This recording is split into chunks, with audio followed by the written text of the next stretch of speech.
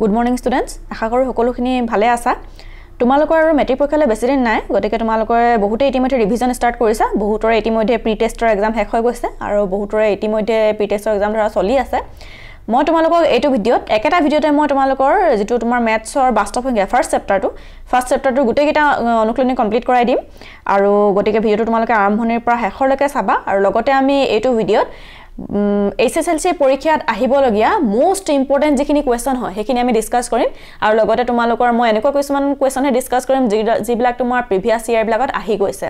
গতিকে তোমালোকে ভিডিঅ'টো চাই থাকিবা চেপ্টাৰটোলৈ যোৱাৰ আগতে প্ৰথমতে আমি অনুশীলনীটোলৈ যোৱাৰ আগতে আমি প্ৰথমতে চেপ্টাৰটোৰ সাৰাংশটোৰ বিষয়ে জানিব লাগিব যে ইউক্লিডৰ বিভাজন প্ৰমেয়িকা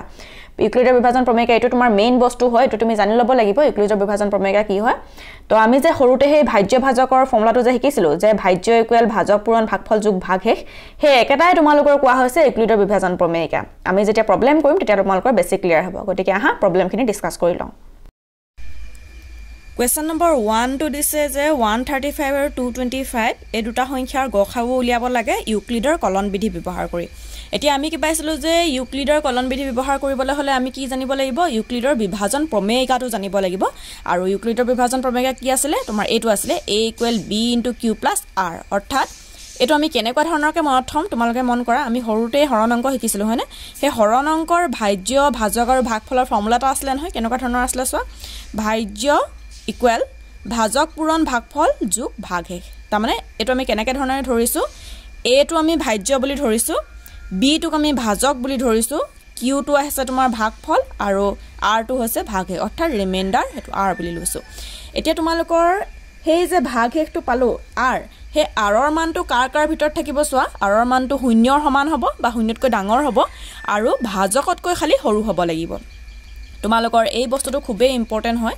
এই বস্তুটো ইম্পৰ্টেন্ট কোৱেশ্চন হয় মাল্টিপল চয়েস কোৱেশ্চনত এই বস্তুটো দিয়ে তো তোমালোকে এইটো মন কৰি থবা অলপ হল এটো তোমাৰ ইম্পৰ্টেন্ট কোৱেশ্চন এতিয়া আমি কি কৰিম চোৱা এই কোৱেশ্চনটোৰ আমি যেতিয়া গসাগু উলিয়াবলৈ যাম তেতিয়া দুইটা সংখ্যাৰ ভিতৰত কোনটো সংখ্যা ডাঙৰ হয় আমি হেতুলে মন কৰিম ইয়াতে আমাৰ কি হৈছে যে 135 টো সৰু হয় 225 তকৈ অৰ্থাৎ 225 টো এটা ডাঙৰ সংখ্যা গতিকে এই সংখ্যাটোক আমি ভাজ্য বুলি লম আৰু যেটো সৰু সংখ্যা তাক আমি ভাজক বুলি লম গতিকে এটুক যদি আমি হৰণ কৰো কেনেকুৱা ধৰণৰ পাম চোৱা 225 ক আমি 135 এৰ যদি হৰণ কৰো প্ৰথমতে আমাৰ কেবাৰ যাব এবাৰ যাব দুবাৰ দিলে ডাঙৰ হৈ যাব গতিকে আমি এবাৰ দিছো 135 হৈছে এটো যদি মাইনাস কৰা 5 ৰ 5 গল থাকিল 0 12 নি গল থাকিল 9 হল এতিয়া তোমালোকে মন কৰা ইয়াতে যেটো আমাৰ ভাগশেষ ৰৈ গৈছে ভাগশেষটো কি হৈছে 0 তকৈ ডাঙৰ হল 0 তকৈ ডাঙৰ কিন্তু ভাজকতকৈ সৰু হৈছে নহয় গতিকে আমি এইবাৰ কি বুলি কৰিম যে যদি 0 তকৈ সংখ্যাটো ডাঙৰ হৈ যায় তেতিয়া হলে আমি আকৌ এই বিভাজন প্ৰমেয়িকাটো ব্যৱহাৰ কৰিব লাগিব এইবাৰ আমি কি ধৰিম এই সংখ্যাটোকে আমি ভাজক বুলি লম যেটো আমাৰ ভাগশেষ ৰৈ গৈছে r টো হেতুক আমি ভাজক বুলি লম আৰু যেটো আগৰবাৰৰ ভাজক আছিল হেতুক আমি এবাৰ ভাজ্য বুলি লম 135 এই ষ্টেপটো তোমালোকে ভালদৰে মন কৰিবা যেটো ভাগশেষ আছিল হেতু আমাৰ এতিয়া ভাজক হৈ গৈছে আৰু যেটো আগতে ভাজক আছিল হেতু এতিয়া ভাজ্য হৈ গৈছে হগল এতিয়া তোমালোকে চোৱা 90 কেবাৰ দিম আমি এবাৰ দিম এটো আহিছে 90 বিয়োগ যদি কৰা 5 থাকিব এটো থাকিব 45 হৈ গল এইবাৰো আমাৰ ভাগশেষ 0 নাই হোৱা গতিকে আমি কেতিয়ালৈকে এই ষ্টেপটো ফলো কৰিম যেতিয়ালৈকে আমাৰ ভাগশেষটো 0 হৈ না যায় মন কৰিছা তোমালোকে এতিয়া যেহেতু এবাৰ 45 পাইছো গতিকে এইবাৰ আমি এটোক আমি ভাজক বুলি ধৰিম আৰু যেটো আগৰবাৰৰ ভাজক আছিল অৰ্থাৎ 90 এটোক আমি এইবাৰৰ কাৰণে ভাজ্য বুলি ধৰিম 90 হৈ গল এতিয়া আমাৰ কেবাৰ যাব দুবাৰ যাব এটো আমাৰ 90 আহি গল আৰু আমাৰ ৰিমাইন্ডাৰ কিমান থাকিব 0 থাকিব অৰ্থাৎ আমাৰ ভাগশেষ কেবাৰ কিমান আহি গল 0 আহি গল গতিকে এবাৰ আমাৰ ভাগশেষ 0 আহি গল গতিকে ইয়াৰ পাছত আমি আকৌ এটো প্ৰয়োগ কৰাৰ কথা নাথাকে এতিয়া আমি আনসাৰটো ইয়াতে পাই গলো আমাৰ আনসাৰ কোনটো হ'ব এই যে আমি যেটো ভাজক লৈছিলো এটো আহিব আমাৰ গসাগু হল অৰ্থাৎ আমাৰ 135 আৰু 225 ৰ গসাগু কিমান আহিব 45 আহিলে বুজিছা তোমালোকে যদি এই বস্তুটো ভাগশেষটো 0 হৈ নগলহেতেন তেতিয়া আমি ইয়াৰ পাছতো আকৌ এটো ফলো কৰিলোহেতেন বিভাজন প্ৰমেয়িকা ব্যৱহাৰ কৰিলোহেতেন কিন্তু যেহেতু আমাৰ ভাগশেষ 0 হৈ গল গতিকে আমাৰ আনসাৰটো আহিব 45 বুজিছা তোমালোকে এতিয়া আমি এই ষ্টেপ কিটা কেনেদৰে লিখিম তোমালোকে চোৱা প্ৰথমতে আমি কি লিখিম যে প্ৰথমতে আমি ইয়াতে মই লিখি দিছো যে ষ্টেপ 1 আমি কি লিখিছো 135 less than 225 গতিকে আমি এবাৰ কি বুলি ধৰিম এইটো আমি ব্যৱহাৰ কৰি কেনেকৈ লিখিম চোৱা 225 টো আমি কি ধৰিছিলো ভাজ্য গতিকে 225 ভাজ্যৰ জায়গাত লিখিছো ভাজকৰ জেগাত আমি কিমান পাইছিলোঁ চোৱা ভাজকৰ জেগাত আমি কিমান লৈছিলোঁ 135 আমি ভাজক লৈছিলোঁ হ'ল 135 যেতিয়া ভাজক লৈছিলোঁ ভাগফল কিমান পাইছিলোঁ 1 পাইছিলোঁ হয়নে গতিকে আমি ইয়াত লিখিছোঁ ভাগফল 1 আৰু ভাগশেষ প্ৰথমবাৰ আমি কিমান পাইছিলোঁ 90 পাইছিলোঁ দেখিছা তোমালোকে গতিকে ভাগশেষ লিখিছোঁ 90 হ'ল এতিয়া তোমাৰ ইয়াত চোৱা এতিয়া আমি চোৱা এতিয়া আমাৰ এটোলৈকে আহি গ'ল এতিয়া আমি স্টেপ 2 লিখিম স্টেপ 2 ইয়াত চোৱা তোমালোকৰ যিহেতু r not equal 0 অৰ্থাৎ ভাগশেষটো আমাৰ শূন্য নহয় আমি এটো ব্যৱহাৰ কৰিছো গম পাইছা ভাগশেষ শূন্য নহয় গতিকে আমি আকৌ বিভাজন প্ৰমেয়িকা ব্যৱহাৰ কৰিম এতিয়া আমি কি লিখিম যে যেটো আগৰবাৰৰ ভাজক আছিল হেতু এবাৰ ভাজ্য হৈ গৈছে নহয় এৰ জেগাত আমি কি লিখিম a 135 টো লিখিম 135 তাৰছত ভাজকৰ জেগাত আমাৰ কিমান আহিব 90 আহিছিলে এটো আমি লিখিছো 90 ভাগফলৰ জেগাত আমি কিমান পাইছিলো 1 পাইছিলো আমি লিখিছো 1 আৰু যেটো আমাৰ ভাগশেষৰ জেগাত আমাৰ কিমান পাইছিলো 45 গতিকে আমি এটো লিখিছো 45 হৈ গল এটো আমাৰ আহিলে সেকেন্ড স্টেপ এতিয়া আমি আকৌ স্টেপ 3 ফলো কৰিম যেহেতু আমাৰ ভাগশেষ শূন্য নাই হোৱা গতিকে আমি কি কৰিম যে যেহেতু r not equal 0 গতিকে আমি আকৌ ব্যৱহাৰ কৰিম কি ব্যৱহাৰ কৰিম এবাৰ আমাৰ ভাজ্য কোনটো আহি যাব এই 90 টো আমাৰ ভাজ্য আহি গৈছে দেখিছা নহয় আমি কি কৰিছো এই স্টেপ খিনিকে আমি ইয়াত এনেকে ধৰণে এই ফৰ্মুলাটো প্ৰয়োগ কৰি পিনে লিখিছো প্ৰমেয়িকাটো ইউক্লিডৰ বিভাজন প্ৰমেয়িকাটো ব্যৱহাৰ কৰি পিনে লিখিছো গতিকে আমি ইয়াত কি লিখিম 90 আহিলে ইয়াতে আমাৰ ভাজক আহিছে কিমান 45 আহিছিলে ভাগফল কিমান আহিছিলে 2 আহিছিলে আৰু আমাৰ ভাগশেষ কিমান আহিছিলে এবাৰ আমাৰ শূন্য আহি গৈছে হৈ গল এতিয়া তোমালোকে চোৱা যেহেতু ভাগশেষ শূন্য আহিলে আমি ইয়াত কি লিখিম যেহেতু ৰিমেইন্ডাৰ বা ভাগশেষ শূন্য গতিকে আমাৰ গসাউ কিমান আহিব এতিয়া গসাউ কিমান আহিব যেটো ভাজক হয় হেতু গসাউ হয় ভাজক কিমান আহিছে 45 গতিকে গসাউ কিমান আহিব 45 এটো আহিলে আমাৰ আনসাৰটো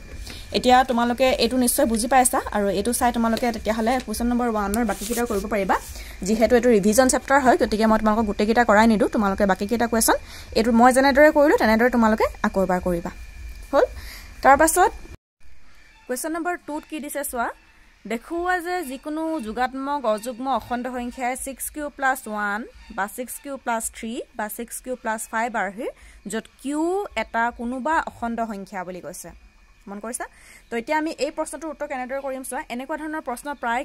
পৰীক্ষাত অহা দেখা যায় তোমালোকৰ এনেকুৱা ধৰণৰ এটা আহে গসাগু উলিওৱা এটা আহে এনেকুৱা ধৰণৰ এটা আহে ইয়াৰ লগত তোমাৰ উদাহৰণ 3 টো একে হয় কিতাপতে দিয়া হৈছে তোমালোকে চাই লবা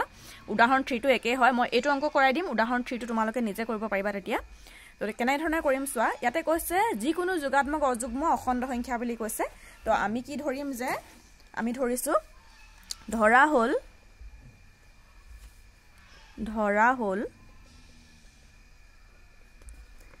যোগাত্মক অযুগ্ম অখণ্ড সংখ্যা আমি কি বুলি ধৰিছো a বুলি ধৰিছো ঠিক আছে আমি সংখ্যাটো আমি কি বুলি ধৰিছো a বুলি ধৰিছো আৰু ইয়াতে আমি আৰু এটা বস্তু লৈ লম আৰু b অৰ্থাৎ a টো তোমালোকে চোৱা আমাৰ ইউক্লিডৰ বিভাজন প্ৰমেয়িকাটো আছিলে a = b * q + r যত a টো আমি ধৰিছো ভাজ্যটো বুলি ধৰিছো যেটো আমাৰ অখণ্ড সংখ্যা আমি লৈ লৈছো আৰু b টো আমাৰ কিমান বুলি লৈছো আমি b টো 6 বুলি লম কিয় 6 বুলি লম তোমালোকে ইয়াতে চোৱা কোৱেশ্চনটো তোমালোকৰ কি দিছে চোৱা ইয়াতে দিছে যে 6q + 1 6q + 3 6q + 5 এনেকে আছে হয় না তাৰ মানে এটো তোমাৰ কি হৈ আছে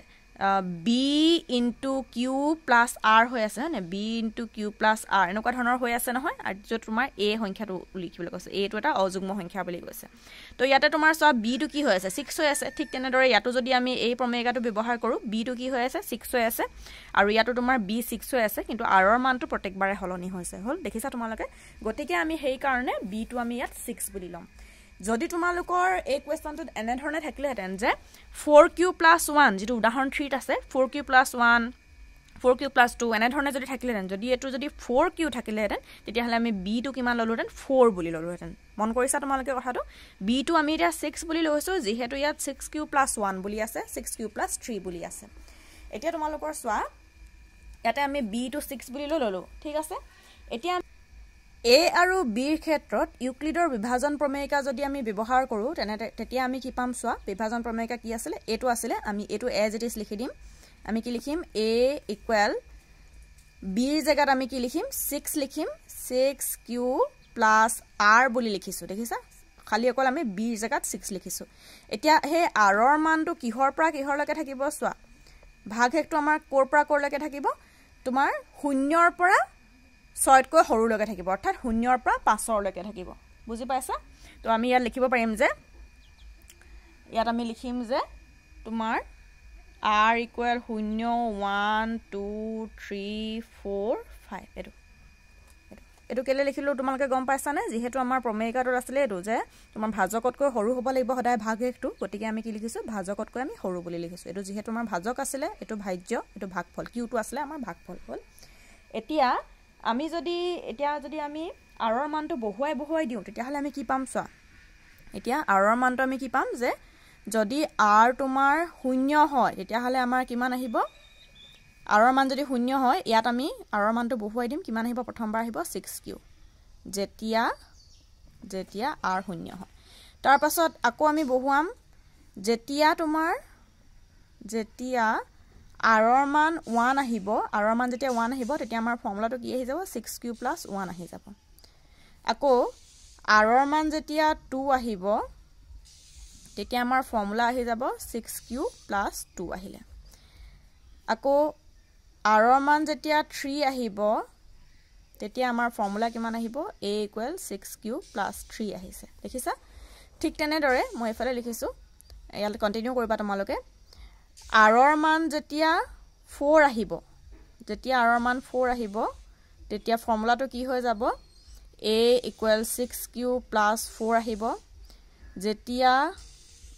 r ৰ মান 5 আহিব ফৰ্মুলা আহি যাব a = 6q + 5 দেখিছা তোমালোকে একিটা আহিলে আমাৰ r ৰ মানকেটা আমি বহুৱাই পিনে পাইছো এতিয়া তোমালোকে মন কৰা যে কোৱেশ্চনটোত কি কৈছে অযুগ্ম সংখ্যা বুলি কৈছে হয় নে অযুগ্ম সংখ্যা আমাৰ কেতিয়া আহিব চোৱা এই সংখ্যাটো আমাৰ কি আহি যাব এটা যুগ্ম সংখ্যা আহি যাব হয় নে যেহেতু ইয়াত +2 আছে আকৌ তেনেকে তোমাৰ এই 4 লগা সংখ্যাটো আমাৰ কি আহি যাব যুগ্ম সংখ্যা আহি যাব যেহেতু ইয়াত তোমাৰ কি আছে +4 আছে হল এই দুটা আহিব যুগ্ম সংখ্যা ঠিক তেনেকে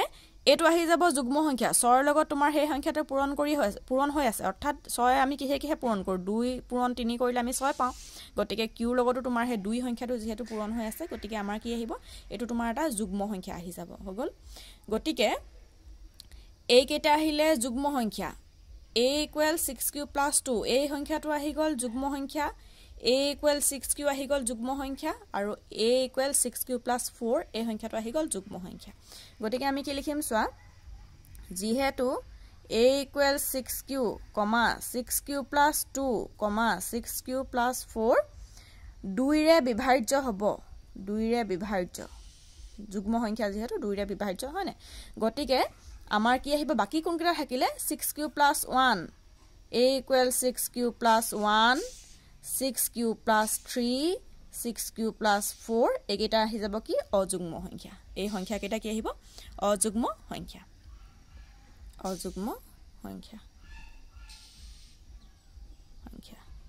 একেটা সংখ্যা যুগ্ম আহি গল এটো আহিলে যুগ্ম এটো আহিলে যুগ্ম এটো আহিলে যুগ্ম গতিকে বাকি যোনকেটা থাকিলে হেকিটা আমাৰ আহি যাব অযুগ্ম সংখ্যা অৰ্থাৎ এটো অযুগ্ম আৰু এটো আমাৰ অযুগ্ম সংখ্যা গতিকে এয়া আসলে তোমাৰ আমি প্ৰমাণ কৰি দেখুৱাইছো যে ইউক্লিডৰ বিভাজন প্ৰমেয়িকা ব্যৱহাৰ কৰি দেখুৱাইছো যে তোমাৰ যিকোনো যোগাত্মক অযুগ্ম অখণ্ড সংখ্যা অৰ্থাৎ হে এই সংখ্যাটো কিমান আহি যাব যে 6q + 1 আহি হ'ব 6q + 3 আহি হ'ব 6q + 5 আহি হ'ব এটো আহি গল আমাৰ প্ৰমাণিত ঠিক তেনেদৰে তোমালোকে উদাহৰণ 3 ৰ কোৱেশ্চন নাম্বাৰটো কৰিব পাৰা উদাহৰণ 3 কি কৈছে চোৱা যে যিকোনো যোগাত্মক অযুগ্ম অখণ্ড সংখ্যা 4q + 1 নাইবা 4q + 3 আহি যত q কোনোবা এটা অখণ্ড সংখ্যা ইয়াতো তোমালোকে একে ধৰণে ধৰিবা খালি ইয়াত তোমালোকে b ৰ মানটো কি ধৰিবা 4 ধৰিবা এতিয়া তোমালোকৰ b ৰ মান যেতিয়া 4 ধৰিবা তেতিয়া হলে কি আহিব ভাগফল কিহৰ পৰা থাকিব 1 ৰ পৰা 3 লৈকে থাকিব হয় না তো 1 ৰ পৰা যদি 3 লৈকে থাকে 0 ৰ পৰা 3 লৈকে থাকিব তো 0 টো আহি যাব তোমাৰ যোগাত্মক যুগ্ম সংখ্যা আহি যাব 2 টো আহি যাব যুগ্ম সংখ্যা বাকি থাকিলে কোনটো 1 আৰু 3 টো আহিব তোমাৰ অযুগ্ম সংখ্যা বুজি পাইছা না কি কৈছো গতিকে তোমালোকে এটো নিজে কৰিবা তেতিয়া তোমালোকৰ প্ৰেক্টিস হ'ব আৰু পৰীক্ষাত তোমালোকৰ মই বাৰে কৈছো পৰীক্ষাত তোমাৰ এনেকুৱা ধৰণৰ এটা অংক আহে গতিকে তোমালোকে অংকবিলাক প্ৰেক্টিস কৰি যাবা ঘৰতে যদি প্ৰেক্টিস কৰি যোৱা পৰীক্ষা তোমালোকৰ কৰিবলৈ সহজ হ'ব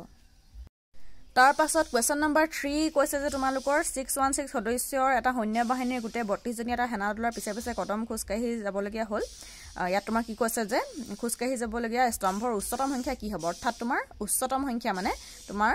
গখাও উলিয়াবলৈ বুলি কৈছে এতিয়া এই অংকটো গখাও উলিয়াবলৈ মই গোটেই অংকটো কৰি নিদিও তোমালোকক জাস্ট অকল হিন্টটো দি দিছো যে গখাও যেতিয়া উলিয়াবলৈ হয় আমি কি কৰিম ইউক্লিডৰ বিভাজন প্ৰমেয়িকা ব্যৱহাৰ কৰিম আৰু ইয়াত আমি কোনটো সংখ্যা ডাঙৰ হেতু চাম 616 আৰু 32 হয়নে তো কোনটো সংখ্যা ডাঙৰ হয় 616 টো তোমাৰ ডাঙৰ সংখ্যা হয় তো এতিয়া আমি কি কৰিম যে 616 টো আমি ভাজ্য বুলি ধৰিম আৰু 32 টোক আমি ভাজক বুলি ধৰিম এটো আমি বিভাজন প্ৰমেয়িকা ব্যৱহাৰ কৰিম যেতিয়ালৈকে ভাগহে শূন্য নহয় তেতিয়ালৈকে আমি এই প্ৰসেসটো ৰিপিট কৰি থাকিম আৰু জি বাৰত তোমাৰ ভাগহে শূন্য হ'ব জি বাৰত তোমাৰ ভাগহে শূন্য হ'ব সেই বাৰত যেটো আমি ভাজক পাম সেই ভাজকটোৱে হ'ব গখাও হ'ব বুজি পাইছানে তোমালোকে প্ৰশ্নটো কি কৈছো এটো তোমালোকে নিজে কৰিবা তোমালোকৰ এতিয়া প্ৰেক্টিস হ'ব জি বাৰত আমি ভাজক শূন্য পাম সেই জি বাৰত আমি ভাগহে শূন্য পাম সেই বাৰৰ কাৰণে যেটো ভাজক লৈছিলা তোমালোকে সেই ভাজকটোহে হ'ব গখাও হৈ গল তো এটো তোমালোকে নিজে কৰিবা তাৰ পাছত কোৱেশ্চন নম্বৰ 4 লৈ আহিছো ইয়াত কি কৈছে চোৱা যে বিভাজন প্ৰমেয়িকা ব্যৱহাৰ কৰি দেখুওৱা যে যিকোনো যোগাত্মক অখণ্ড সংখ্যাৰ বৰ্গই 3m নাইবা 3m+1 আৰহি যত m এটা কোনোবা অখণ্ড সংখ্যা তো তোমালোকৰ আৰু 5 নম্বৰটো লগতে পঢ়ি দিছো মই চোৱা ইউক্লিডৰ বিভাজন প্ৰমেয়িকা ব্যৱহাৰ কৰি দেখুওৱা যে যিকোনো যোগাত্মক অখণ্ড সংখ্যাৰ ঘনফলটো মানে কিউব কৰিবলৈ কৈছে কিউবটো তোমাৰ 9m+1 নাইবা 9m+8 আৰহি তো তোমালোকক মই এই 5 নম্বৰটো কৰি দিও তেতিয়া তোমালোকৰ 4 নম্বৰটো সহজ হয় 4 নম্বৰটো নিজে কৰিব পাৰিবা 5 নম্বৰটো মই ঘন কৰি দেখুৱাম অৰ্থাৎ কিউব কৰি দেখুৱাম তেনে ধৰণে তোমালোকে এই 4 নম্বৰটো তেতিয়া স্কয়াৰ কৰিব পাৰিবা বা বৰ্গ কৰি ল'ব পাৰিবা তো উজু হ'ব তোমালোকৰ কাৰণে গতিকে মই 5 নম্বৰটো কৰি দিছো এটা কি হৈছে চোৱা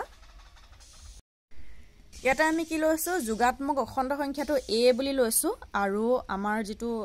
ভাজক আছিল ভাজকটো আমি 3 বুলি লৈছো এতে ইয়াতে যদি আমি ইউক্লিডৰ বিভাজন প্ৰমেয়িকা ব্যৱহাৰ কৰো আমি কেনেকুৱা ধৰণৰ পাম চোৱা a = b জায়গাত আমি যেহেতু 3 লৈছিলো 3 * q + r বুলি পাম যত r ৰ মান কিহৰ পৰা কিহৰ ভিতৰত থাকিব 0 ৰ পৰা 3 ভিতৰত থাকিব এটো থাকিব এতিয়া যদি r ৰ মান শূন্য হয় তেতিয়া আমাৰ ফৰ্মুলাটো কেনেকুৱা ধৰণৰ হ'ব a = 3 * q যেতিয়া r ৰ মান 1 হ'ব আমাৰ ফৰ্মুলা আহিব 3q + 1 ইয়াতে আমি r ৰ মানটো বহুৱাই গৈছো আৰু যেতিয়া r ৰ মানটো 2 আহিব তেতিয়া আমাৰ a আহিব 3q + 2 আহিব এটো আমি r ৰ মান 3 নাপাও যেহেতু আমাৰ r টো কি বুলি কৈছে 0 ৰ পৰা 3 ভিতৰত বুলি কৈছে অৰ্থাৎ আমাৰ r ৰ মান কি আহিব 0 আহিব 1 আহিব 2 আহিব যিকিটা এইকিটা কন্ডিশন হল এতিয়া আমাক অকল সংখ্যাটো বুলি কোৱা নাই সংখ্যাটো আমাক ঘন কৰিব কৈছে আমি কি লিখিম ঘনফল কৰিলে কি হয় আমি হেতু চাম ঘনফল কৰিলে প্ৰথমটো যদি আমি ঘনফল কৰো আমি পাম a³ আৰু এই গোটেই সংখ্যাটোৰ আমি ঘনফল কৰিব লাগিব গটিকে ব্ৰেকেট দি কৰিম তোমালোকৰ বহুতৰে এনেকুৱা হয় যে কিউব কৰি দিয়া অকল q টো কিউব কৰা কিন্তু 3 টো থাকি যায় গতে তেনেকুৱা ধৰণৰ নকৰিবা ব্ৰেকেট কৰি লবা তেতিয়া আমাৰ এটো কেনেকুৱা আহিব চোৱা a³ ইয়াত আহিব 27q³ আহিলে হৈ গল তো এটো আমি কেনে ধৰণে লিখিম চোৱা এটো আমি লিখিম ইয়াক তোমালোকৰ 27 টক আমি কেনেকৈ ভাঙো 9 3 * 27 হয় না গতিকে আমি এটো এনে ধৰণে লিখিব পাৰো 3q³ বুলি লিখিব পাৰো এতিয়া আমাৰ ইয়াৰ জায়গাত এই যে 3q³ লিখিছো তাৰ জায়গাত আমি কি বুলি লিখিম m বুলি লিখিম যত m = 3q³ এটো হৈ গল তেনে ধৰণে আমি যদি এতিয়া নেক্সটটো যত r ৰ মান 1 হৈছিল হেতুক যদি আমি কিউব কৰো একেদৰে যদি আমি a টুক যদি কিউব কৰো a³ 3q + 1 এটো হোল কিউব আহিব এটো যদি আমি ফৰ্মুলাত ভাঙো কি আহিব a + b whole cube formula আহিলে তোমাৰ কি মান আহিব a³ + b³ + 3a² b + 3ab² এটো আহিব তো এটো কিমান আহিব 27 আহিলে আগৰ দৰে q³ + 1 আহিলে প্লাস এটো তোমাৰ কিমান আহিব 9 3 * 27 আহিলে 27q² আহিলে আৰু এটো তোমাৰ আহিব 3 3 * 9 9q আহিলে এটো ইয়াৰ পৰা এতিয়া আমি কি কমন লম চোৱা প্ৰত্যেকতে কি কমন আছে চোৱা ইয়াৰ পৰা তোমাৰ আমি 9 টো কমন লব পাৰিম ইয়াত যদি 9 কমন লোৱা ইয়াৰ আমাৰ থাকি যাব কিমান 3q³ প্লাস ইয়াৰ পৰা যদি আমি 9 কমন লওঁ 3q স্কয়াৰ আৰু ইয়াৰ পৰা যদি 9 কমন লওঁ অকল থাকিলে q আৰু +1 টো হেখত আমি +1 ভাগে লিখিম এতিয়া তোমালোকে চোৱা এইটুক আমি এটো সৰি এটো 9 আহিব লাগিছিল 9 আৰু এইখিনিক যদি আমি m বুলি লওঁ এই গুটেইখিনিকে যদি m বুলি লওঁ আমাৰ আহিব 3m + 1 যত আমি m ৰ মান কি বুলি লৈছো এই গুটেইখিনি লৈছো অৰ্থাৎ 3q cube plus 3q square plus q এটো হৈ গল তো আমাক কি বুলি কৈছিলে সোৱা যে আমাৰ r হিটো কেনেকুৱা কৈছিলে 9m plus 1 নাইবা 9m plus 8 r হি বুলি কৈছিলে এতিয়া আমি দুটা পালো 9m r হি বুলি পালো আৰু 9m plus 1 r হি বুলি পালো এতিয়া লাষ্টটো আমি কৰিম a টোক আমি কিউব কৰিম একেদৰে a cube equal 3q plus 2 cube এটো যদি কৰা a cube plus b cube plus 3a square b plus 3a b square এটো যদি কৰা আমাৰ আহিব 27q cube plus এটো আহিব 8 plus এটো আহিব 27 ইয়াত আহিব আমাৰ কি বুলি লিখিম সোৱা মানে এতিয়া ইয়াত মই সুবিধাৰ কাৰণে আমি লিখি থৈ দিও 27 into 2 q square এটো ইনটু হৈ আছে ইনটু 9 দুগুণে 9 আৰু ইয়াত আহিব 4 আহিব হয়নে গতিকে ইয়াত আহিব কিমান 9 লিখিছো আৰু এটো আহিব 4q লিখি থৈছো এতিয়া ইয়াতে চোৱা ইয়াৰ পৰা যদি আমি 9 কমন লওঁ কিমান আহিব প্ৰথমতে আমি 9 টো লৈ লৈছো 9 যদি কমন লওঁ আমাৰ কিমান আহিব 9 নট নিগুণে 27 3q cube plus ইয়াৰ পৰা যদি 9 কমন লওঁ নট নিগুণে 27 আহিলে 3 গুণে 6 6q স্কয়াৰ ভিতৰত থাকিব প্লাস ইয়াৰ পৰা যদি 9 কমন লওঁ 4q থাকিলে 4q ভিতৰত থাকিলে আৰু প্লাস 8 যেটো আছিল হেটো আমি বাহিৰত লিখি থৈছো এতিয়া এই গুটেইখিনিকে যদি আমি m বুলি ধৰো এই গুটেইখিনিকে যদি আমি m বুলি ধৰো m plus 8 যত m equal 3q cube plus 6q square plus 4q দেখিছা তোমালোকে অৰ্থাৎ আমাৰ কেনেকুৱা আহিলে যিকোনো যোগাত্মক অখণ্ড সংখ্যাৰ ঘনফলৰ r হিটো আমাৰ কেনেকুৱা ধৰণৰ আহিলে 9m plus 1 9m plus 8 r এটো পালো গতিকে লাষ্টত তোমালোকে স্টেটমেন্টটো লিখি দিবা যে গতিকে যিকোনো যোগাত্মক অখণ্ড সংখ্যাৰ ঘনফলৰ r হি কেনেকুৱা ধৰণৰ হয় 9m plus 1 9m plus 8 r হি হয় এটো লিখি দিবা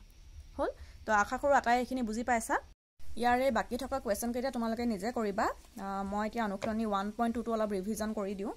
অনুকলনী 1.2 টো কৰাৰ আগতে আমি এটা কথা মন কৰিব লাগিব যে লসাগু আৰু গসাগু দুটা সংখ্যাৰ লসাগু আৰু গসাগু পূৰণফল কি হয় সংখ্যা দুটাৰ পূৰণফলৰ সমান হয় এই কথাটো তোমালোকে মন কৰিবা এটো আমাৰ দৰকাৰ হয় আৰু লসাগু গসাগু ওলোৱা এই ফৰ্মুলাটো ইউজ কৰি কৰা অংক প্ৰায় আমাৰ এটা হলেও পৰীক্ষাত দিয়ে গতিকে এইটো তোমালোকে মনত কৰি থবা হল এতিয়া আমি অনুকলনী 1.2 ৰ কোৱেশ্চন নম্বৰ 1 টো লৈ আহিছো 1 টো তোমালোকৰ কি আছে তোমালোকে চোৱা যে প্ৰতিটো সংখ্যাকে ইয়াৰ মৌলিক উৎপাদকবোৰৰ গুণফল হিচাপে প্ৰকাশ কৰা বুলি কৈছে এটো তোমালোকে আটাই জানিবা মই হলেও এটা তোমালোকৰ কৰাই দিছো কোৱেশ্চন নম্বৰ 1 টো দিয়া হৈছে তোমাৰ 140 মৌলিক উৎপাদকৰ গুণফল হিচাপে পূৰণ কৰিবলৈ কৈছে অৰ্থাৎ তুমি হৰণ কৰি নি থাকা 2 7 গুণে 14 0 2 3 গুণে 6 1 5 2 1 0 2 5 গুণে 10 ইয়াক আৰু 2 এ না যায় কিহে যাব 5 এ যাব 5 7 গুণে 35 আৰু 7 এ যদি কৰা 7 গুণে 7 তো আমি এতিয়া কিমান পাম কিমান কি আহিলে সোৱা 2 দুটা আহিলে পূৰণফল 5 এটা আহিলে আৰু 7 এটা আহিলে 1 টো তোমালোকে লিখিব পাৰিবা নিলিখিলেও হ'ব এটো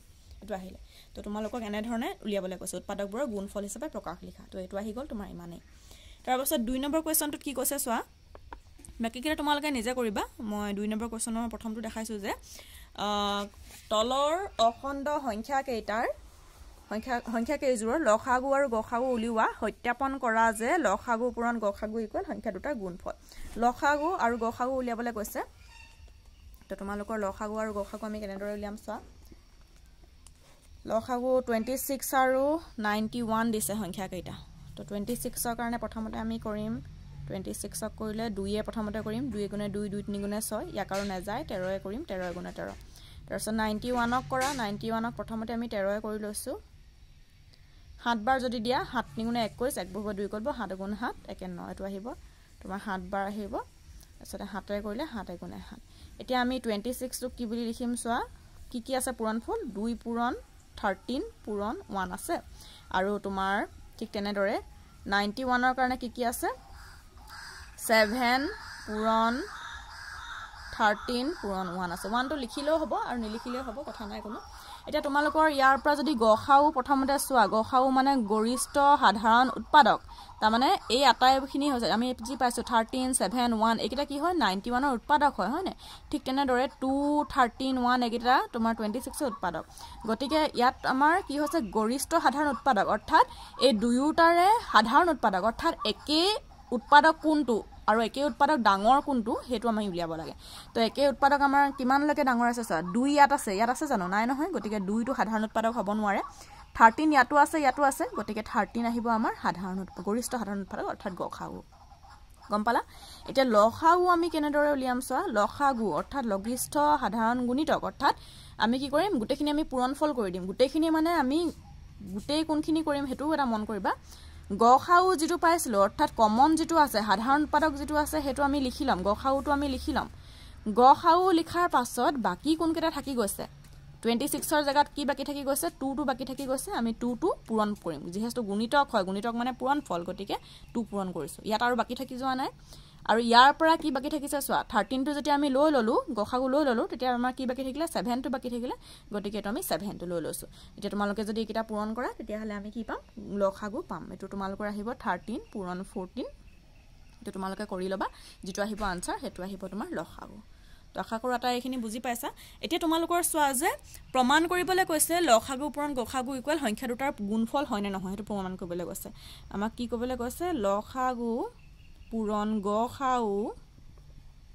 কি বুলি কৈছে সংখ্যা দুটাৰ পূৰণফল হয় নে নহয় এটো প্ৰমাণ কৰিবলৈ বুলি কৈছে তো প্ৰমাণ তোমালোকে কৰি চোৱা লখাগু কিমান দিছে আমাৰ লখাগু 13 পূৰণ 14 গখাগু কিমান আহিলে চোৱা 13 তো এইটো তোমালোকে পূৰণফল কৰি চোৱা 26 পূৰণ 91 তোমালোকে এটো কৰি চাবা আনসাৰটো সমান হয় নে নহয় আৰু তাৰ পাছতে মোক জনাবা এটো তোমাৰ সমান হ'ব লাগে আৰু হেতু আহিব তোমাৰ প্ৰমাণিত বুলি লিখি দিবা লাষ্টত তোমালোকৰ প্ৰমাণিত বুলি লিখিবা এটো তোমালোকে কৰি চাবা কিন্তু দেই তো এটা তোমালোকৰ বাকিটা তোমালোকে নিজে কৰিব পাৰিবা বুলি আশা ৰাখিছো মই গৈছো কোৱেশ্চন নম্বৰ 3 লৈ আমি যেহেতু ৰিভিজন কোৰ্স হয় গতিকে আমি সোনকালে শেষ কৰিব লগিয়া হৈছে কোৱেশ্চন নম্বৰ 3 তোমালোকক কি কৈছে চোৱা যায় মৌলিক উৎপাদকীকৰণ পদ্ধতিৰে তলৰ অখণ্ড সংখ্যাবোৰৰ লখাগু আৰু গখাগু উলিওৱা এই ঠিক একে ধৰণে এটা জনেদৰে কৰিলো যে তেনে ধৰণে তোমালোকে লখাগু আৰু গখাগু উলিয়াব পাৰিবা এটা একে ধৰণৰে হয় খালি ইয়াত তিনিটাকৈ সংখ্যা দিছে হেতু তোমালোকে মন কৰিবা এটো পাৰিবা বুলি ধৰিছো তাৰ পাছত যেটো 4 নম্বৰ দিয়া হৈছে গখাউ দিছে 9 আৰু লখাগু উলিয়াবলৈ বুলি কৈছে সংখ্যা কেটা দি দিছে 306 657 তো তোমাৰ একে ধৰণৰে হ'ব কি আছিল লখাগু পূৰণ গখাউ ইয়াত আছিল সংখ্যা দুটাৰ পূৰণফল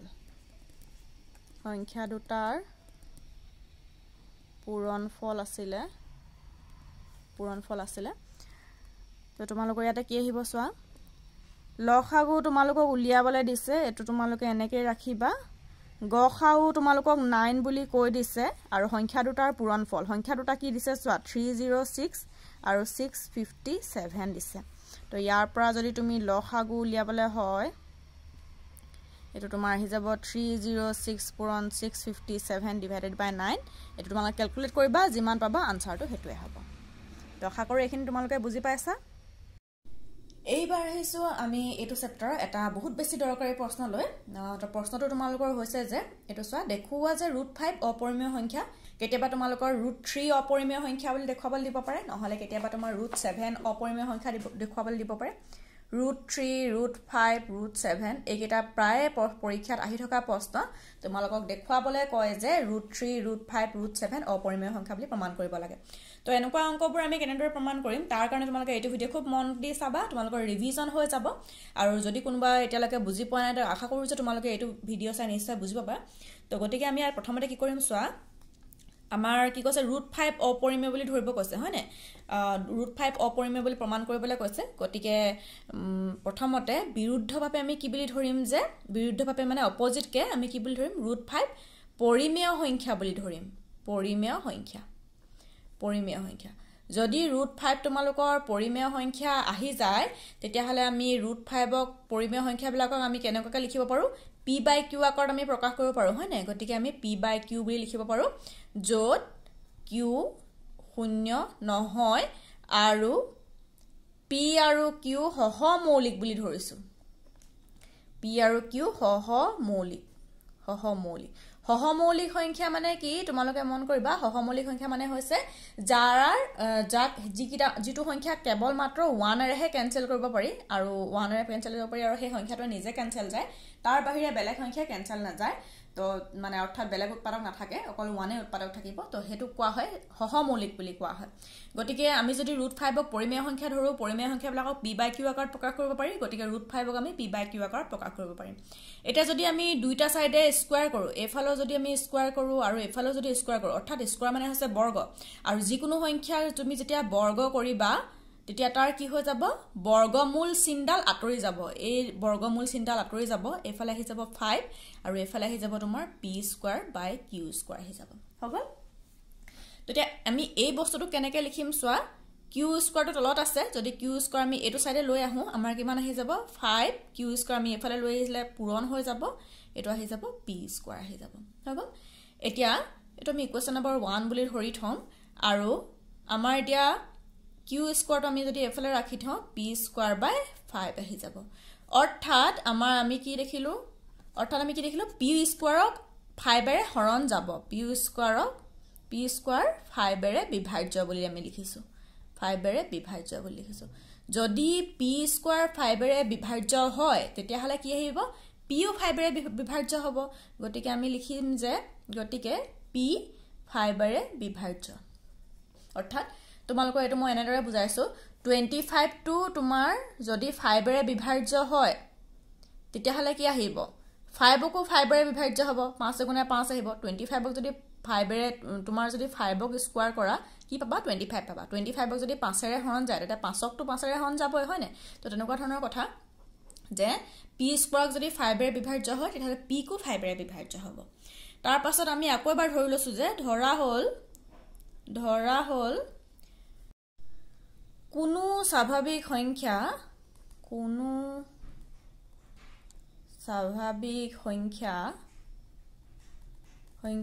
m ৰ বাবে এটো তোমালোকে যিকোনো ধৰিব পাৰা m n যিকোনো সংখ্যা ধৰিব পাৰা কোনো স্বাভাৱিক সংখ্যা m ৰ বাবে p = 5 * m বুলি ধৰিছো চোৱা যেহেতু p টো আমি 5 এৰে বিভাজ্য বুলি পালো গতিকে আমি p কেনেদৰে লিখিব পাৰো 5 ৰ লগত বেলেগ এটা সংখ্যা মাল্টিপল কৰিও লিখিব পাৰো হয় নে নহয় গতিকে আমি কি লিখিছো p = 5 * m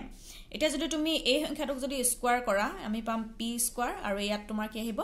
গুটেটো স্কয়াৰ আহিব অৰ্থাৎ 25m² আহি যাব হগল এটো যদি স্কয়াৰ কৰো এতিয়া আমি ইকুৱেশ্যন নম্বৰ 1 ৰ পৰা কি পাইছিলো চোৱা p² মানে কি 5q² পাইছিলো হয় নে 5q² এটো 25m² আহিব এটো যদি তোমাৰ 5 আৰু 25 কেনসেল কৰা কিমান আহিব 5 গুণে 5 5 5 গুণে 25 অৰ্থাৎ q² কিমান আহিব 5m² এতিয়া তোমাৰ কিমান আহিব চোৱা যদি আমি m² টো এফালে ৰাখো q²/5 আহিলে অৰ্থাৎ আমি ইয়াৰ পৰা কি দেখিলো q² 5 এৰে বিভাজ্য হল অৰ্থাৎ q² 5 এৰে বিভাজ্য যদি q² 5 এৰে বিভাজ্য হয় তেতিয়া হলে q 5 এৰে বিভাজ্য হ'ব গতিকে আমি লিখিছো যে q 5 এৰে বিভাজ্য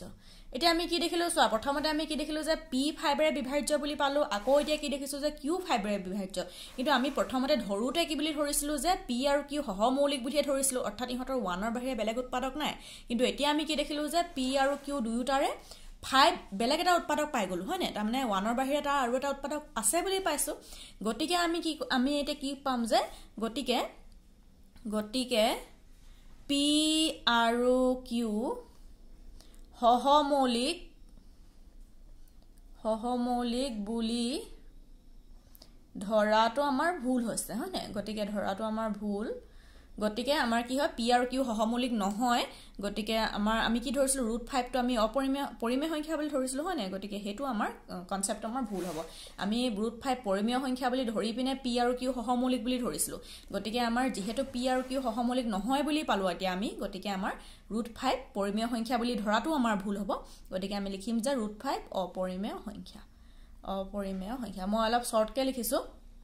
তোমালোকৰ স্কুলত টিচাৰে যি বুলি শিকাই আছে তোমালোকে সেই বুলি লিখিলে সুবিধা হ'ব বেছিকে কিন্তু মই বুজিবৰ কাৰণে তোমালোকৰ ভিডিওটো এনেদৰে দেখাই দিছো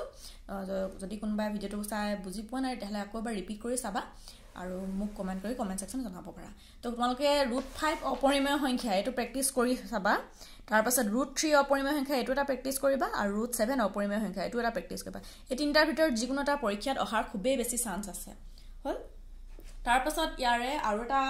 পৰীক্ষাত খুবেই আহে আৰু 2018 চনতো এটো আহিছিলে মই ইয়াতে চিন্তিত হৈছে চোৱা দেখুৱা যে 3√2 অপৰিমেয় এই সংখ্যাটো খুবেই আহে এই সংখ্যাটো তোমালোকৰ কিতাপত খুব ধুনীয়াকৈ কৰা আছে তোমালোকে এবাৰ পঢ়ি চালে বুজি পাবা হল তাৰ পাছত আৰু এটা পৰীক্ষাত আহে দেখুৱা যে 3 + 2√5 অপৰিমেয় সংখ্যা এটো তোমালোকে নিজে কৰিবা এটো তোমালোকক মই হোমৱৰ্ক কৰিবলৈ বুলি দিছো তাৰ পাছত মই আৰু এটা কথা খুবেই কম যে পৰীক্ষা তোমালোকৰ আৰু এটা প্ৰশ্ন আহে যে কেতিয়াবা তোমালোকৰ মাল্টিপল চয়েস কোৱেশ্যনত দিয়ে যে তলৰ কোনটো অপৰিমেয় সংখ্যা বাছি উলিওৱা বুলি দিয়ে হল তো তেনেকুৱা ধৰণৰ ক্ষেত্ৰত তোমালোকৰ অপচন বিলাক দিয়ে যে ইয়াত পৰিমেয় সংখ্যা বাছি উলিওৱা বুলি দিয়ে কোৱেশ্যনটো পৰিমেয় সংখ্যা বাছি উলিওৱা তো তোমালোকৰ ইয়াত অপচন বিলাক দিব তোমাৰ পাই দিব অপচন দিব 0 দিব তাৰ পিছত তোমাৰ অপচন দিব 1.01 001 0001 এনেকে তোমাৰ এনেকে দিব এনেকে ধৰণৰ দিব তো আৰু এটা তোমাৰ আৰু এটা কিবা এটা থাকিব পাৰে নন অফ দি আদাৰ্স বুলি থাকিব পাৰে তেনেকুৱা ধৰণৰ থাকে তো এই ক্ষেত্ৰত তোমালোকৰ বহুতে আনসাৰটো কি বুলি লিখে পাই টু এটা পৰিমেয় সংখ্যা বুলি লিখে এটো ক্ষেত্ৰত পাই বুলি লিখে কিন্তু যদি তুমি পাই বুলি লিখা তেতিয়াহলে তোমাৰ আনসাৰটো ভুল হ'ব পাই টু পৰিমেয় সংখ্যা নহয় কিয়নো পাইৰ মান আমি কি বুলি জানো 22/7 বুলি জানো হয় নে 22/7 আমি কি বুলি ধৰো 3.14 বুলি ধৰো এটো আমি এনেকে ধৰো 3.14 বুলি ধৰো এই 3.14 টা এক্সাক্ট সংখ্যাটো নহয় ইয়াৰ পিছতো আৰু বহুত দীঘল সংখ্যা এটা থাকে আৰু ইয়াক আমি কি বুলি ধৰো এপ্ৰক্সিমেটলি আমাৰ সুবিধাৰ কাৰণে ক্যালকুলেশনৰ সুবিধাৰ কাৰণে 3.14 বুলি ধৰো গতিকে পাইটো তোমালোকে নেটত মাৰিলেও পাই যাবা যে পাইটো তোমাৰ পাইৰ মানটো তুমি যদি নেটত মাৰা বহুত দীঘল এটা সংখ্যা পাবা তোমাৰ পৰিমেয় সংখ্যা নহয় ই এটা অপৰিমেয় সংখ্যাহে হয় ঠিক তেনেদৰে এই সংখ্যাটোকো বহুতে লিখে এই সংখ্যাটো তোমাৰ পৰিমেয় সংখ্যা নহয় কিয়নো ইয়াত চোৱা ইয়াত প্ৰথমতে তোমাৰ ডেসিমেল নাম্বাৰ আহিছে ঠিকে আছে কিন্তু ডেসিমেলৰ পিছত 01 আকৌ তোমাৰ 001 হৈছে আকৌ 0001 হৈছে ইয়াত তোমাৰ বস্তুটো কি হৈছে ৰিপিট তোমাৰ হোৱা নাই তোমাৰ সিকোয়েন্সটো হলনি হৈ গৈছে গতিকে এটো তোমাৰ পৰিমেয় সংখ্যা নহয় গতিকে পৰিমেয় সংখ্যা কি হ'ব বি টো তোমাৰ পৰিমেয় সংখ্যা হ'ব যেহেতু 0 মানে কি 0 মানে হৈছে 0/1 হৈ আছে হয় না হৰ ইয়াত 1 হিচাপে আছে আৰু আমি কি জানো যে পৰিমেয় সংখ্যা আমি কাক কম যাক আমি p/q আকাৰত প্ৰকাশ কৰিব পাৰিম যত q শূন্য নহয় বুলি কৈছে q শূন্য নহয় কিন্তু p টো শূন্য হ'ব পাৰে q ৰ মানটো 1 বুলি আছে গতিকে তোমাৰ আনসাৰ হ'ব 00 টো পৰিমেয় সংখ্যা হয় হল তোমালোকৰ ইয়াতে মই আৰু এটা কথা কৈ দিও যে পৰিমেয় সংখ্যা আমি কোনবিলাকক কম চোৱা মই এটা সংখ্যা লিখিছো ইয়াতে তোমাৰ এই সংখ্যাটো ধৰা 6.66666 এটো তোমাৰ দশমিক থকা সংখ্যা এই সংখ্যাটো তোমাৰ পৰিমেয় সংখ্যা হ'ব যেহেতু ইয়াতে তোমাৰ কি হৈছে দশমিকৰ পিছত 6666 ৰিপিট হৈ আছে দেখিছা নহয় ৰিপিটিং নাম্বাৰ হৈছে মানে পুনৰ আহি আছে গতিকে এই সংখ্যাটো পৰিমেয় সংখ্যা হ'ব তাৰ পিছত তোমাৰ আকৌ লিখিব পাৰা যায় 4.25 এই সংখ্যাটো তোমাৰ পৰিমেয় সংখ্যা হ'ব যেহেতু এই সংখ্যাটোক আমি কেনেকৈ লিখিম 425/100 বুলি লিখিব পাৰো হয় নে p/q আকাৰত প্ৰকাশ কৰিব পাৰিছা গতিকে এই সংখ্যাটো তোমাৰ কি আহিব পৰিমেয় সংখ্যা হ'ব কিন্তু তোমাৰ এই সংখ্যাটো পৰিমেয় সংখ্যা নহয় ইয়াত চোৱা দশমিক সংখ্যা এটো হয় কিন্তু এই দশমিক সংখ্যাটো কি হৈছে ৰিপিট হৈছে 6 সংখ্যাটোৱে বাৰে ৰিপিট হৈছে কিন্তু ইয়াত তোমাৰ চোৱা 0 আৰু 1 সংখ্যাটো ৰিপিট হৈছে হয় কিন্তু কেনেদৰে হৈছে চোৱা প্ৰথমতে হৈছে 01 তাৰ পিছত হৈছে 001 নেক্সট বাৰ হৈছে 0001 তো এনেকৈ হলে খালি নহব ইয়াত তোমাৰ একেটা সিকোয়েন্সতে ৰিপিট হোৱা নাই নহয় গতিকে এটো তোমাৰ পৰিমেয় সংখ্যা নহয় তো আশা কৰো তোমালোকে এখিনি এটাই বুজি পাইছা আৰু আশা কৰো তোমালোকৰ এতিয়া মেট্ৰিকৰ কাৰণে ইয়াৰ ফাৰ্স্ট চেপ্টাৰটোৰ কনসেপ্টটো ক্লিয়াৰ হৈছে গতিকে ইয়াৰ পাছত আমি সেকেন্ড চেপ্টাৰ ষ্টাৰ্ট কৰিম সেকেন্ড চেপ্টাৰটো তোমাৰ আসলে বহুপদ গতিকে তোমালোকে চেনেলটো চাই থাকিবা আৰু যদি তোমালোকে কোনোবা নতুনকৈ আহিছা চেনেলটো সাবস্ক্ৰাইব কৰা নাই তেতিয়া তোমালোকে লগালক চেনেলটো সাবস্ক্ৰাইব কৰি দিয়া যেহেতু তেতিয়াহে মই যেতিয়া নতুন ভিডিও আপলোড কৰো তোমালোকে লগালক পাবা আৰু যেহেতু পৰীক্ষালৈ বেছি সময় নাই গতিকে তোমালোকে এতিয়া সোনকালে ৰিভিজন ষ্টাৰ্ট কৰিব লাগিব গতিকে ইমানতে আজি ভিডিও সামৰিছো